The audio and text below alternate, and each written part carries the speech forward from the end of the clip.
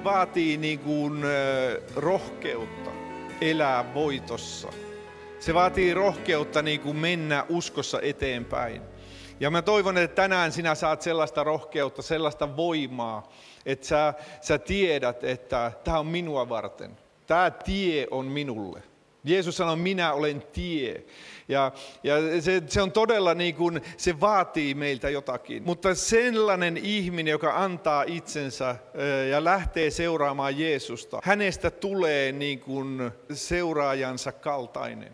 Me muutumme sillä matkalla. Me emme välttämättä lähtiessämme, me emme ole niinku niitä rohkeita. Me emme välttämättä silloin kun me tulemme niinku tuntemaan hiukan Jeesusta, me tulemme sisälle pelastukseen, me emme koe välttämättä olevamme terveitä tai vahvoja edes. Se ei ole koskaan niinku meidän tunteista kiinni. Se on siitä, mitä Jumala sanoo sinusta. Sinä olet se, mitä Jumala sanoo sinun olevan. Se ei ole sitä, mitä sä tunnet tai mitä joku toinen on sanonut sinusta. Se ei ole edes sitä, mitä joskus me itse ajattelemme itsestämme.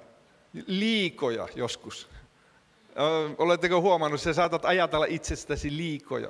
Sä saatat ajatella, että sä olet jotenkin parempi kuin sä olet. Tai sä olet esimerkiksi paremmassa kunnossa kuin sinä olet fyysisesti. Mutta me saatamme ajatella itsestämme joskus väärin.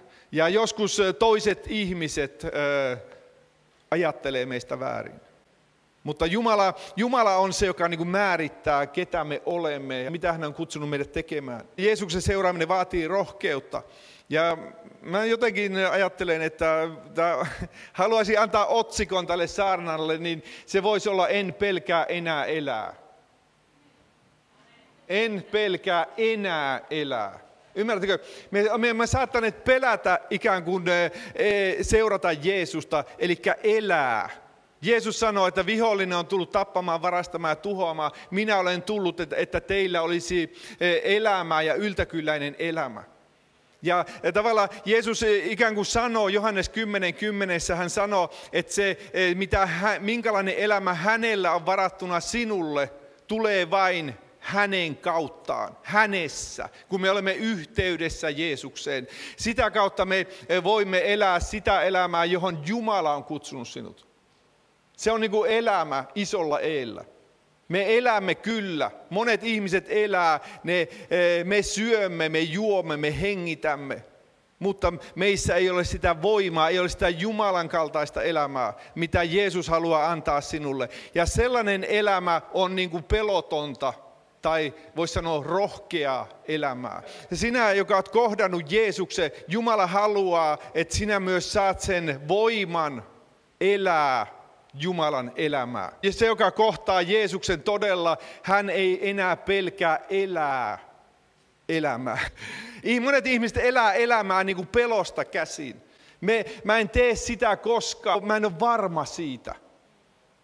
Ikään kuin epäuskosta käsin. Mä en lähde sinne, koska mä saatan menettää sen ja sen jutun. Mutta jos me emme lähde rohkeasti, me emme voi saavuttaa myöskään sitä, mitä Jumalalla on.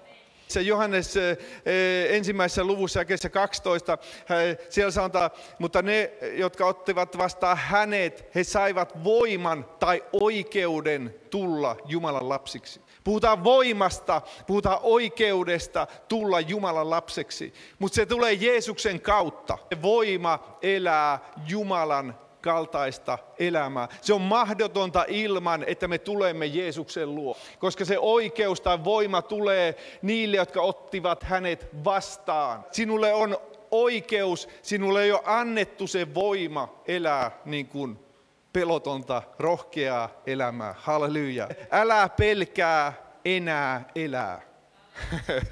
Älä pelkää enää elää. Ala elää elämää. Ala seurata Jeesusta niin kuin opetuslapset teki. Kun me luemme opetuslapsista ja me sanotaan, että me ollaan opetuslapsia. Mutta jos sinusta kirjoitettaisiin niin kuin evankeliumeihin, olisiko siinä sellainen painoarvo, muuttuiko sun elämä niin paljon, että siinä jälkisukupolvit vuosituhansien jälkeen lukee sitä ja sanoo, että kyllä ne oli. Miten ne uskalsi lähteä tekemään näitä? Miten he luopu ammateista, miten he lähti niin kuin seuraamaan Jeesusta.